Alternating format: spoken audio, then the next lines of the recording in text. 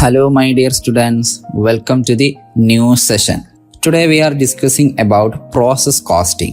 എന്താണ് process costing എന്ന് പറഞ്ഞാൽ ഒരു റോ മെറ്റീരിയൽ ഫിനിഷ്ഡ് ഗുഡ്സ് ആകുന്നതിന് അല്ലെങ്കിൽ ഫിനിഷ്ഡ് പ്രൊഡക്റ്റ് ആവുന്നതിൻ്റെ മുന്നേയായി ഡിഫറെൻറ്റ് പ്രോസസ്സുകളിലൂടെ കടന്നു പോയ ശേഷമാണ് ആ ഒരു റോ മെറ്റീരിയൽ ഫിനിഷ്ഡ് പ്രൊഡക്റ്റ് ആയിട്ട് മാറുന്നതെങ്കിൽ ആ ഒരു പ്രൊഡക്റ്റിൻ്റെ കോസ്റ്റ് നമ്മൾ എങ്ങനെ കാൽക്കുലേറ്റ് ചെയ്യും? അതിനുവേണ്ടി നമ്മൾ ഉപയോഗിക്കുന്ന ഒരു കോസ്റ്റിംഗ് ടെക്നിക്കാണ് അല്ലെങ്കിൽ കോസ്റ്റിംഗ് മെത്തേഡാണ് പ്രോസസ് കോസ്റ്റിംഗ് എന്ന് പറയുന്നത്. Which means process costing is a method of costing used in those industries where a product passes through two or more different stages of manufacturing process before it become a finished product. നമുക്ക് detailed ആയിട്ട് ഒരു എക്സാമ്പിളിലൂടെ ഈ concept മനസ്സിലാക്കാം. അതിനായി നമുക്കൊരു സിൽക്കിന്റെ dress, അതായത് പട്ടുവസ്ത്രം നമുക്ക് example ആയിട്ട് കൺസിഡർ ചെയ്യാം. ഈ പട്ടുവസ്ത്രത്തിന്റെ കോസ്റ്റ് കാൽക്കുലേറ്റ് ചെയ്യുമ്പോൾ ആദ്യം ഈ പട്ടുവസ്ത്രം ഇതുപോലെ ആവാൻ വേണ്ടി കടന്നു വന്നിട്ടുള്ള പ്രോസസ്സുകളെ കുറിച്ച് നമ്മൾ മനസ്സിലാക്കേണ്ടതുണ്ട്. ഏതെല്ലാം പ്രോസസ്സുകളിലൂടെയാണ് ഒരു പട്ടുവസ്ത്രം നിർമ്മിക്കുന്നതെന്ന് നോക്കാം. അതിനായി ആദ്യത്തെ സ്റ്റെപ്പ് എന്ന് പറയുന്നത് അല്ലെങ്കിൽ ആദ്യത്തെ പ്രോസസ്സ് എന്ന് പറയുന്നത് കൾട്ടിവേഷൻ ഓഫ് കൊക്കൂൺസ് ആണ്. നമുക്കറിയാം സിൽക്ക് പ്രൊഡ്യൂസ് ചെയ്യുന്നത് കൊക്കൂൺസുകളിൽ നിന്നാണ്. അപ്പോൾ കൊക്കൂൺസുകൾ വേണമെങ്കിൽ നമുക്ക് മൾബറി ചെടികൾ വേണം.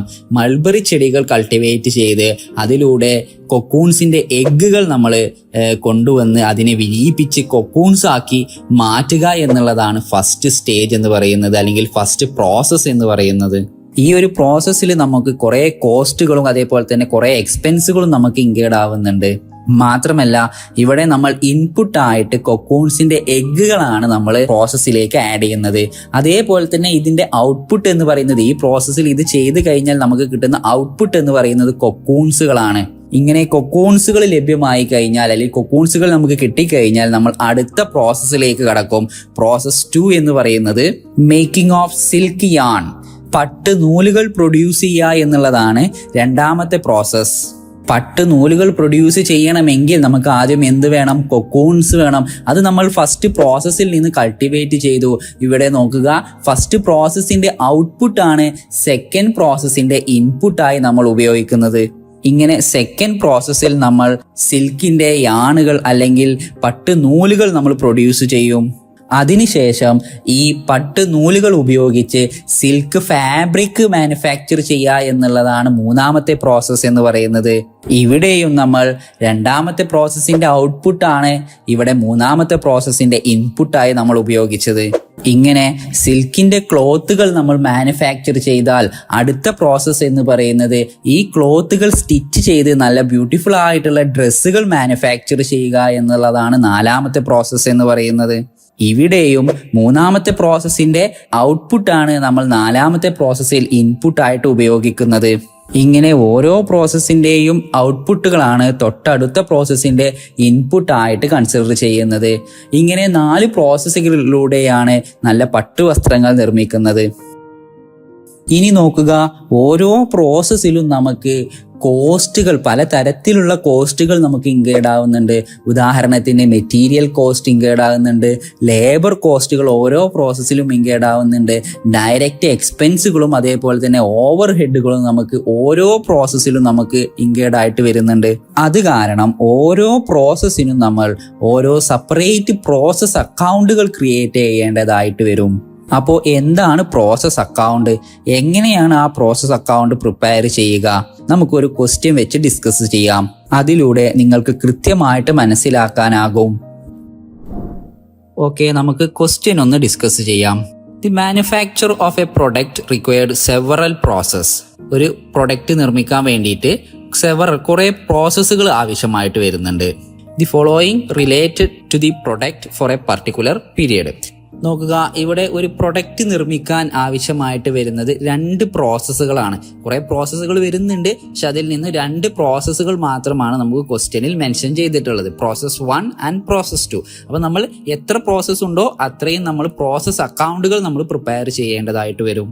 ഇതിൽ പ്രോസസ് 1ലേക്കായിട്ട് ലേബർ കോസ്റ്റ് നമുക്കൊരു 6,000 റുപ്പീസും പ്രോസസ് 2ലേക്കായിട്ട് ഒരു 7,000 റുപ്പീസും ഇൻകേർഡ് ആയിട്ടുണ്ട്. അതുപോലെ തന്നെ ഡയറക്റ്റ് എക്സ്പെൻസ് ആയിട്ട് ഒരു 4,000 റുപ്പീസും പ്രോസസ് 1ലേക്കും പ്രോസസ് 2ലേക്ക് 3,000 റുപ്പീസും ആവശ്യമായിട്ട് വന്നിട്ടുണ്ട്. അതേപോലെ തന്നെ പ്രൊഡക്ഷൻ ഓവർ ഹെഡുകളായിട്ട് ഇൻഡയറക്റ്റ് എക്സ്പെൻസുകളായിട്ട് ഒരു 2,000 റുപ്പീസ് പ്രോസസ് 1ലേക്കും ഒരു 1,000 റുപ്പീസ് പ്രോസസ് 2ലേക്കും ഇൻകേർഡ് ആയിട്ടുണ്ട്. ഇതിൽ പ്രോസസ് 1 എന്ന് പറയുന്നത് നമ്മുടെ ആദ്യത്തെ പ്രോസസ്സാണ്. അപ്പോൾ നെക്സ്റ്റ് നോക്കുക, 1000 unit were introduced to the process at ₹8 per unit. ആദ്യത്തെ പ്രോസസ്സിലേക്ക് നമ്മൾ 1000 യൂണിറ്റ് റോ മെറ്റീരിയൽ അല്ലെങ്കിൽ 1000 യൂണിറ്റ് ഇൻപുട്ട് നമ്മൾ എന്ത് ചെയ്തിട്ടുണ്ട്, പ്രോസസ് 1ലേക്ക് 8 രൂപ വെച്ചിട്ട് 8 per യൂണിറ്റ് വെച്ചിട്ട് നമ്മൾ ഇൻട്രൊഡ്യൂസ് ചെയ്തിട്ട് കൊടുത്തിട്ടുണ്ട്, അല്ലെങ്കിൽ ഇൻപുട്ട് ആയിട്ട് ആഡ് ചെയ്ത് കൊടുത്തിട്ടുണ്ട്. അതുപോലെ തന്നെ there was a no stock of raw material or work in progress either at the beginning or end of the period എന്ന് പറഞ്ഞു കഴിഞ്ഞാൽ വളരെ സിമ്പിൾ ആയിട്ടുള്ള ക്വസ്റ്റ്യൻ ആണ്. നമ്മൾ ഈ പ്രോസസ്സ് തുടങ്ങുന്നതിന്റെ മുന്നേയും അതേപോലെ തന്നെ പ്രോസസ്സ് കഴിഞ്ഞിട്ടും നമ്മൾ അടുത്ത് എന്തില്ല, റോ മെറ്റീരിയൽ ഒന്നും നമ്മളെടുത്ത് സ്റ്റോക്ക് ഇല്ല. 1000 യൂണിറ്റ് ആണ് നമ്മൾ ഇൻട്രൊഡ്യൂസ് ചെയ്തിട്ടുള്ളത്. ആ 1000 യൂണിറ്റ് ഫുൾ ആയിട്ട് നമ്മൾ എന്ത് ചെയ്തിട്ടുണ്ട്, ഉപയോഗിച്ച് കഴിഞ്ഞിട്ടുമുണ്ട്. നമ്മളെടുത്ത് വർക്കിംഗ് പ്രോഗ്രസ് ആയിട്ടോ അല്ലെങ്കിൽ റോ മെറ്റീരിയൽ ക്ലോസിംഗ് സ്റ്റോക്ക് ആയിട്ടോ ഒരു സ്റ്റോക്കും നമ്മളെടുത്ത് കയ്യിൽ അവശേഷിക്കുന്നു.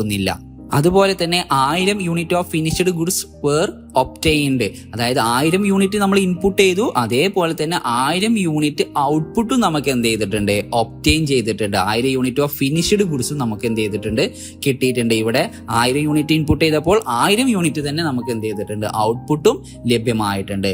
ഷോ ദി പ്രോസസ് അക്കൗണ്ട് എന്നാണ് ക്വസ്റ്റ്യൻ വന്നിരിക്കുന്നത്. ഇനി ഇവിടെ നമ്മൾ പ്രോസസ് 1നെ ഫോക്കസ് ചെയ്യാം. ആദ്യം പ്രോസസ് 1ന് ഒരു പ്രോസസ് അക്കൗണ്ട് പ്രിപ്പയർ ചെയ്യണം. അതിനുശേഷം പ്രോസസ് 2നും നമ്മൾ സെപ്പറേറ്റ് പ്രോസസ് അക്കൗണ്ട് പ്രിപ്പയർ ചെയ്യണം. അപ്പോൾ പ്രോസസ് 1നെ നമുക്ക് ഫോക്കസ് ചെയ്യാം.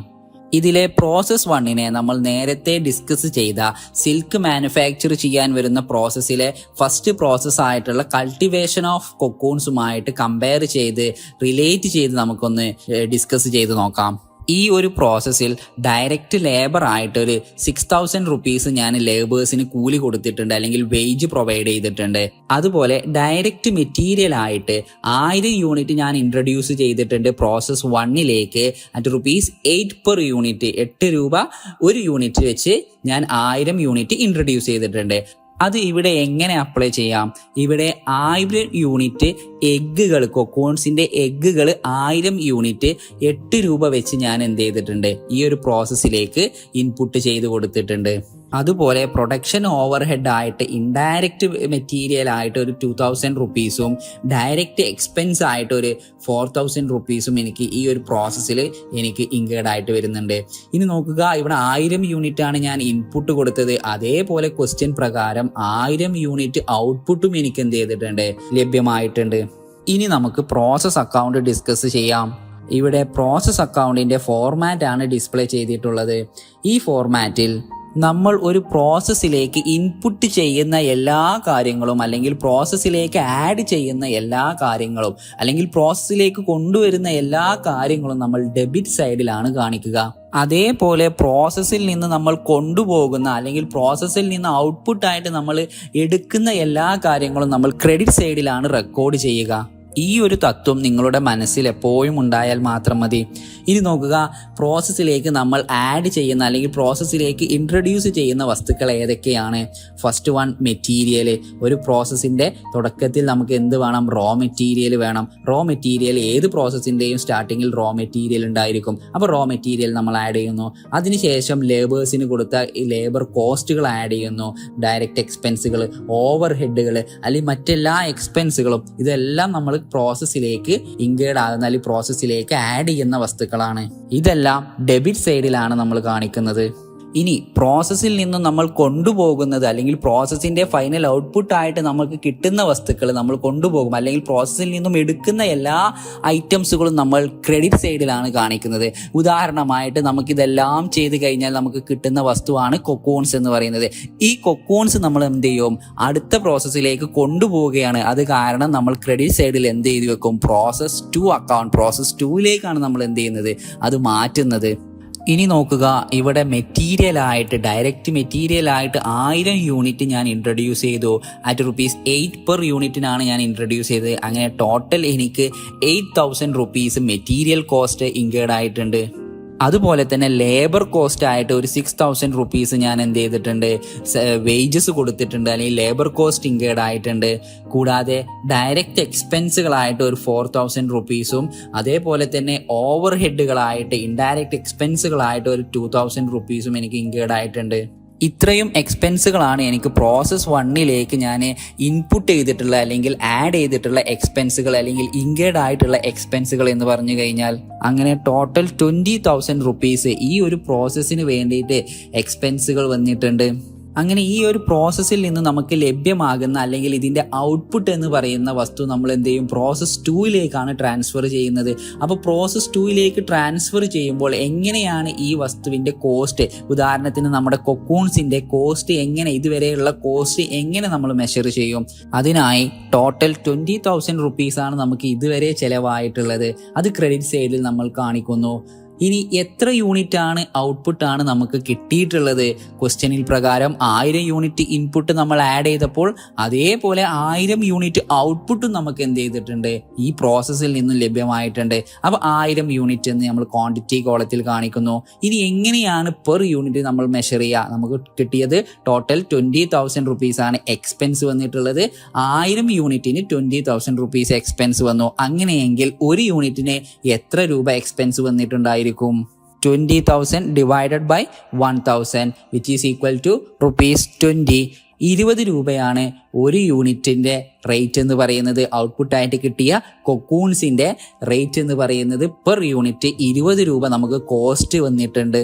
ഇത് നമ്മൾ നേരെ പ്രോസസ് 2 അക്കൗണ്ടിലേക്കാണ് ട്രാൻസ്ഫർ ചെയ്യുന്നത്. അടുത്ത പ്രോസസ്സിലേക്ക് ഇൻപുട്ട് ആയിട്ട് നമുക്ക് കിട്ടേണ്ടത് കൊക്കൂൺസ് ആണ്. അത് കാരണം ഈ പ്രോസസ് 1ലെ ഔട്ട്പുട്ട് നമ്മൾ പ്രോസസ് 2ലേക്ക് ട്രാൻസ്ഫർ ചെയ്യുകയാണ് ചെയ്യുക.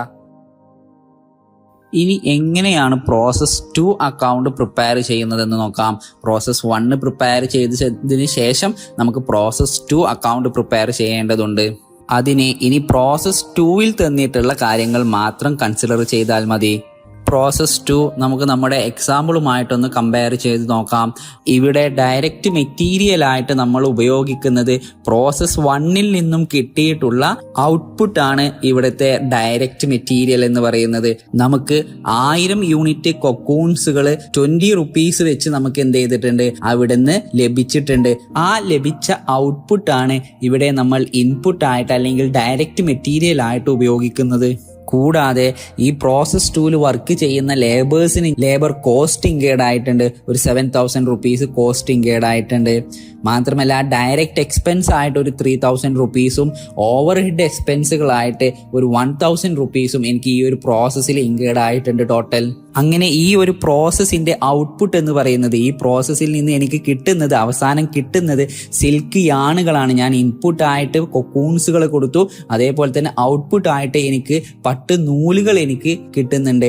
ഇവിടെയും ക്വസ്റ്റ്യനിൽ പറഞ്ഞ പ്രകാരം 1000 യൂണിറ്റ് ഔട്ട്പുട്ട് തന്നെയാണ് എനിക്ക് എന്ത് ചെയ്യുന്നത്, ഈ ഒരു പ്രോസസ്സിൽ നിന്നും എനിക്ക് ലഭ്യമാവുന്നത്. ഇനി നോക്കുക എങ്ങനെയാണ് പ്രോസസ് 2 അക്കൗണ്ട് പ്രിപ്പയർ ചെയ്യുക എന്ന്. ഇതിനായി നമ്മൾ പുതിയതായി മെറ്റീരിയൽ ഒന്നും പർച്ചേസ് ചെയ്യുന്നില്ല. പ്രോസസ് 1ൽ നിന്നും കിട്ടിയ മെറ്റീരിയൽ അതേപടി ഇങ്ങോട്ട് ഉപയോഗിക്കുകയാണ് ചെയ്യുന്നത്. അപ്പോൾ ആദ്യം നമ്മൾ എന്ത് ചെയ്യണം, പ്രോസസ് 1 അക്കൗണ്ട് എന്ന് പറഞ്ഞ് നമുക്ക് പ്രോസസ് 1ൽ കിട്ടിയ ഔട്ട്പുട്ടിനെ നേരെ ഇവിടെ കൊടുന്ന് ഇൻപുട്ട് ആയിട്ട് പ്രസന്റ് ചെയ്യുക. അവിടുന്ന് നമുക്ക് 1000 യൂണിറ്റ് 20 റുപ്പീസ് വെച്ച് ടോട്ടൽ 20,000 റുപ്പീസിന്റെ മെറ്റീരിയലാണ് നമുക്ക് പ്രോസസ് 2ലേക്ക് വന്നിട്ടുള്ളത്. കൂടാതെ പ്രോസസ് 2ൽ ഇൻകേർഡ് ആയിട്ടുള്ള ലേബർ കോസ്റ്റ് 7,000 റുപ്പീസും ഡയറക്റ്റ് എക്സ്പെൻസുകളായിട്ട് 3,000 റുപ്പീസും ഓവർ ഹെഡുകളായിട്ട് പ്രൊഡക്ഷൻ ഓവർ ഹെഡുകളായിട്ട് ഒരു 1,000 റുപ്പീസും കോസ്റ്റ് ഇൻകേർഡ് ആയിട്ടുണ്ട്. അങ്ങനെ ടോട്ടൽ 31,000 റുപ്പീസ് നമുക്ക് ടോട്ടൽ പ്രോസസ് 2വിനായിട്ട് ടോട്ടൽ കോസ്റ്റ് നമുക്ക് ഇൻകേർഡ് ആയിട്ടുണ്ട്. അങ്ങനെ ഈ പ്രോസസ്സിൽ നിന്നും കിട്ടുന്ന ഔട്ട്പുട്ട് നമ്മൾ പ്രോസസ് 3ലേക്ക് ട്രാൻസ്ഫർ ചെയ്യണം. അതായത് പട്ട് നൂലുകൾ നമ്മൾ എങ്ങോട്ട് ട്രാൻസ്ഫർ ചെയ്യണം, പട്ട് ക്ലോത്തുകൾ നിർമ്മിക്കുന്ന പ്രോസസ്സിനായിട്ട് നമ്മൾ എന്ത് ചെയ്യണം, ട്രാൻസ്ഫർ ചെയ്യണം. അതിനായി പ്രോസസ് 3 അക്കൗണ്ട് എന്ന് നമ്മൾ ക്രെഡിറ്റ് സൈഡിൽ കാണിക്കുന്നു. ഇനി നമുക്ക് കിട്ടിയ ഈ ഔട്ട്പുട്ടിന്റെ കോസ്റ്റ് നമ്മൾ എങ്ങനെ മെഷർ ചെയ്യും? അതായത് നമുക്ക് കിട്ടിയ പട്ട് നൂലുകളുടെ കോസ്റ്റ് എങ്ങനെയാണ് കാൽക്കുലേറ്റ് ചെയ്യുക? നമ്മൾ പഠിച്ച പോലെ തന്നെ total cost divided by number of unit produced. ഇവിടെ ഈ ഒരു പ്രോസസ്സിൽ നമുക്ക് ടോട്ടൽ കോസ്റ്റ് ആയിട്ട് 31,000 റുപ്പീസ് ആണ് കോസ്റ്റ് ഇൻകേർഡ് ആയിട്ടുണ്ട്. 31,000 ഡിവൈഡഡ് ബൈ 1,000 യൂണിറ്റ് ആണ് നമുക്ക് ഔട്ട്പുട്ട് കിട്ടിയിട്ടുള്ളത്. അതായത് 31 റുപ്പീസ് ആണ് നമുക്ക് കോസ്റ്റ് പെർ യൂണിറ്റ് ആയിട്ട് ഒരു നൂലിന്റെ റേറ്റ് വരുന്നത്. ഇങ്ങനെയാണ് പ്രോസസ് അക്കൗണ്ടുകൾ പ്രിപ്പയർ ചെയ്യുന്നത്. ഇൻ കേസ് ഇതൊരു ലാസ്റ്റ് പ്രോസസ് ആണ്, ഏറ്റവും അവസാനം ഫിനിഷ്ഡ് പ്രൊഡക്റ്റ് ആവുന്ന പ്രോസസ് ആണ് എങ്കിൽ നമ്മൾ പ്രോസസ് 3 എന്ന് കാണിക്കുന്നതിന് പകരം അവിടെ ഫിനിഷ്ഡ് പ്രൊഡക്റ്റ് അക്കൗണ്ട് എന്ന് കാണിച്ചാൽ മതി. അങ്ങനെ ക്വസ്റ്റ്യൻ പ്രകാരം നമ്മൾ 2 പ്രോസസ്സുകൾ ഇവിടെ ചെയ്തു കഴിഞ്ഞു. ഇനി ഇതൊന്ന് സമ്മറൈസ് ചെയ്തു നോക്കാം. തുടക്കത്തിൽ നമ്മൾ പട്ടുനൂൽ പുഴുവിന്റെ എഗ്ഗ് 1000 യൂണിറ്റ് 8 രൂപ വെച്ച് നമ്മൾ ഇൻട്രൊഡ്യൂസ് ചെയ്തു പ്രോസസ് 1ലേക്ക്. ഈ പ്രോസസ്സിന്റെ ഔട്ട്പുട്ട് ആയിട്ട് നമുക്ക് 1000 യൂണിറ്റ് കൊക്കൂൺസുകൾ കിട്ടി. അതിൽ ഒരു കൊക്കൂൺസിന്റെ റേറ്റ് എന്ന് പറയുന്നത് 20 റുപ്പീസ് ആയിട്ട് മാറി. അതിനുശേഷം കൊക്കൂൺസിനെ നമ്മൾ പ്രോസസ് 2ലേക്ക് മാറ്റി പട്ട് നൂലുകൾ നിർമ്മിക്കാൻ വേണ്ടിയിട്ട്. അവിടെ വെച്ച് നമുക്ക് പട്ട് നൂലുകൾ പ്രൊഡ്യൂസ് ചെയ്തു. പട്ട് നൂലിന്റെ കോസ്റ്റ് എന്ന് പറയുന്നത് പെർ യൂണിറ്റ് 31 റുപ്പീസ് ആയിട്ട് മാറി. ഇതുപോലെ പ്രോസസ് 3യും പ്രോസസ് 4ഉം ചെയ്ത് കഴിഞ്ഞാൽ നമുക്ക് പട്ടുവസ്ത്രം നിർമ്മിക്കാനുള്ള കോസ്റ്റ് നമുക്ക് കാൽക്കുലേറ്റ് ചെയ്യാൻ കഴിയും. ക്വസ്റ്റ്യനിൽ തരാത്ത പക്ഷം നമ്മൾ ഇവിടെ വെച്ച് സ്റ്റോപ്പ് ചെയ്യുകയാണ്. ഇങ്ങനെയാണ് ഒരു പ്രോസസ് അക്കൗണ്ട് സിമ്പിൾ ആയിട്ട് നിർമ്മിക്കേണ്ടത്. എല്ലാവർക്കും മനസ്സിലായി എന്ന് വിചാരിക്കുന്നു. Thank you.